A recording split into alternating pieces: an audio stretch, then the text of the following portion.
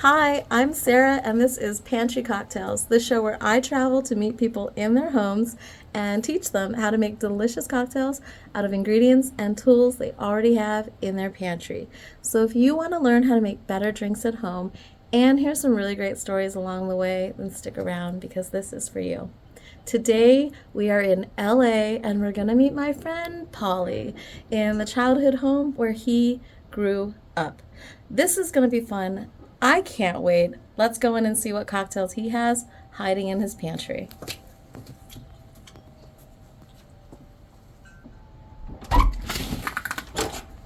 Hi. Can I help you?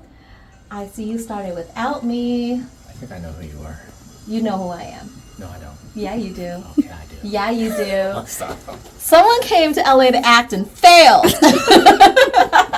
I'm generally a failure, but okay. No, he's not. Wait, what are we doing today? We're going to find cocktails in your pantry. Let's go. But what are we going to do with those cocktails? We're going to drink them. See us. Let's go. Let's go. Let's go. Welcome to Pauly's kitchen, where he grew up. Actually, I want you to tell the story about how we met. Okay, 2013, 2014, my girlfriend and I, we went up to Vegas. I think it was one of our first trips. We were staying at the Cosmo and we're like, all right, we're gonna look for a place to eat. Went into China Poblano and it was hard to find a reservation because that place was packed. Let's just get first available. It's gonna be a while. We sat at the bar and then sure enough, I see Sarah, who I didn't know at all, was just going away about her business, making cocktails, and I'm like, oh, what's that? What's that? What is that? And that's what kind of piqued my interest with what you were making, and that's how we eventually met. That is, and the part he didn't tell you is that I was making a drink, but it was actually a cocktail I was experimenting with, but I only had enough ingredients to make one, and I had a really, really good friend who you guys have met at this point named Tom, who came in with his family, and he'd let me know that he was coming. So I had made and prepared the ingredients for it, but just enough for that because the cocktail itself was a little squirrel. I see a squirrel on the fence. I'm sorry, we don't have wildlife where I'm from. We have stray dogs and cats that aren't neutered. But sorry. I had made just enough of that cocktail ingredients to make it for him coming in because I wanted him to try it. So when you stopped me and asked for that drink, I said, sorry, I can't make it. It's not for you. I remember that. VIP.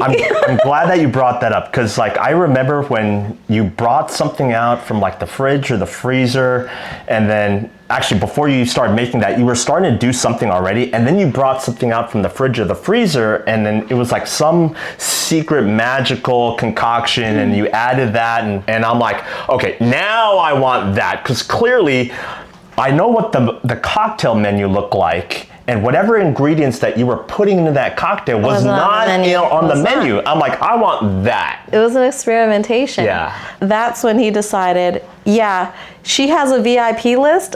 I'm gonna be on it. And obviously, he is. I was but the way that you said it, I was like, whoa, I'm not even there. I'm like, okay. I'm like, just put me down to my place all down in here and shit. I'm like, all right, whatever. No. But it was all good. You knew him for a very long time, and I'm just some guy and his girlfriend that just walked right into China Poblano. But anyways, and now we're here. But I mean, I did eventually give them my number. Wait, how many years later? It was a while. Yeah, it was a while. It was a while. Actually, it was at this year or last year that we actually hung out for the first time. That we were able to hang out for the first time. Let's just say 12 years later. Now we all finally hang out. Finally get to hang out, yes. like hang out as friends. Which it's because I was always working before, so he would come in and see me, bring his friends, behind the bar wherever I was working. And during my year-long self-help break, personal growth break, I got to be a tourist and a friend again and live life a little bit slower. And I got to slow it down with the people that I really enjoy, that I never got to hang out with before. I took them down to the Arts District in Vegas. We went bar hopping. So we decided to do our bar hopping early and meet up like around 7 p.m. because then we can, you know, get to bed, be responsible people, drink responsibly, and, you know, be fresh the next day because recovery time is different when you're older. So that plan failed because I think at 5 o'clock in the morning, we were at bar stop number 5 or 6, and we were having a discussion, a debate, a deliberation about a couple at the bar. Oh yeah. Very loudly, inebriatedly. Yeah, that couple. Look, I'm just gonna say it right now. I think the girl between the couple, she was a lady of the night. We were playing Guess the Hooker. Yes. Okay. Fine. Fine. Yes. We were playing Guess the Hooker at the bar at 5 a.m. So a few of us thought that the girl. I got it wrong. I had my back to her though. I was trying to be a little less obvious about it because we were sitting around a table with bars behind us, and I was just kind of like talking, toss your hair, peek over a little bit, check out the body language. I kind of feel like there's no point in being discreet at that time. Our friend and I were like, oh no, she's working. Yeah, no, you guys are right. You were right. And I very much got that wrong. You heard it. I very much got that one wrong. You heard it. But we weren't the only ones debating it because after we brought this up, and we're all guessing out loud and explaining our guesses to our group and the rest of the bar and lounge, I suppose. And I see the guy kind of looking over, thinking to him, now I understand, he was thinking to himself, are they right? Which one of them is right? He has a good point. She has a good point. Should I ask her? I can see him doing these mental gymnastics as we're deliberating. And I think at one point he did ask her because they separated with a quickness. Yep. And he stayed at the bar himself. That was a very fun discussion that the entire bar got to enjoy. I did a walkthrough of your spirits collection, which I just want to stay and hang out and drink with him.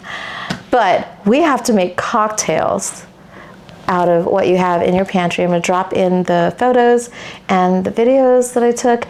And these are the things that we settled on to make.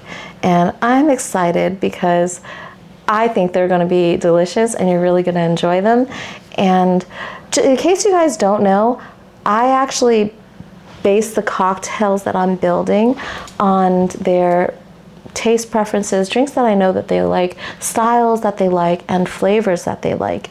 So that's why each of these kinds of takes a very personalized direction, because in a way, a portion of it absolutely is personalized to their tastes, but they're still delicious cocktails. Well, are you ready? We're gonna go into our very first drink. I'm ready to drink. Let's do it. Let's go. Let's go. We're going to make a gin sour.